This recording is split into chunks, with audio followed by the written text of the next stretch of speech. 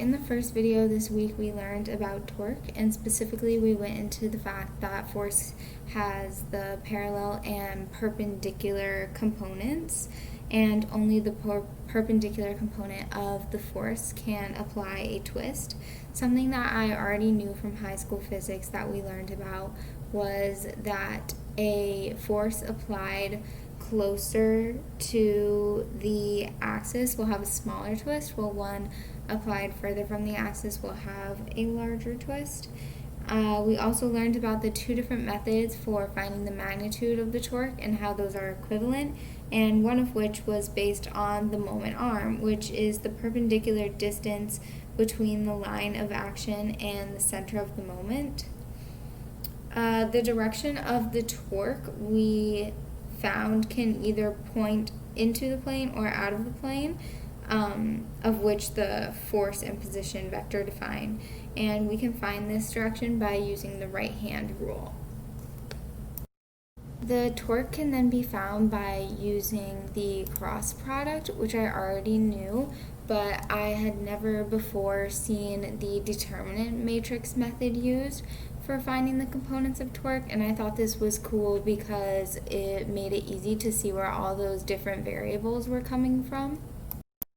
While I had heard of magnetic fields before, I had never studied them and was curious to learn a little bit more about them and learn this information that was completely new to me.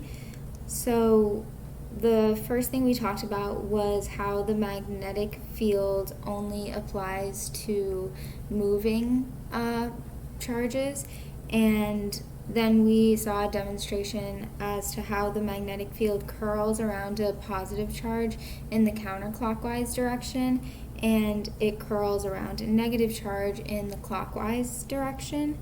And then the direction of the magnetic field can be found by using V hat cross R hat.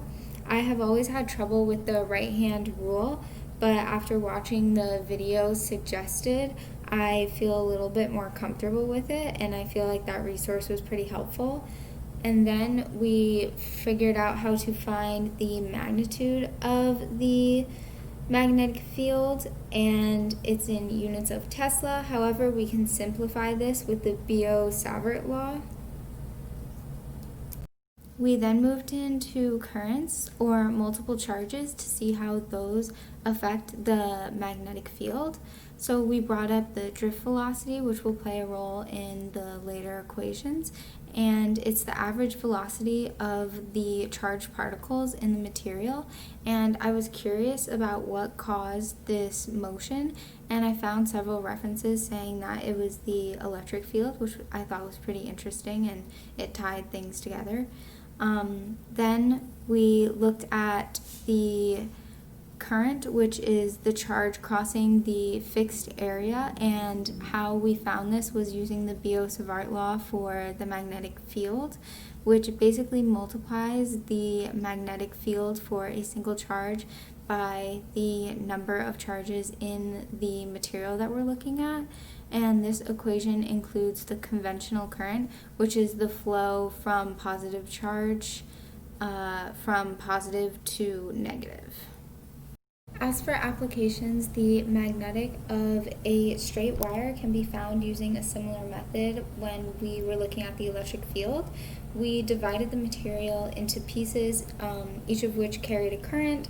Then we find the magnetic field of each individual piece and add those all together using the superposition principle and a little bit of integration.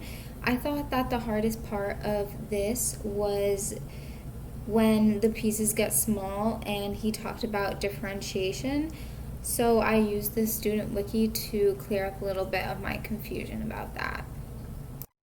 Magnetic fields of current loops can be found by using the same basic steps, where you break it up into pieces that carry the current. Then you find the magnetic current for that individual piece and sum those all together using the superposition principle.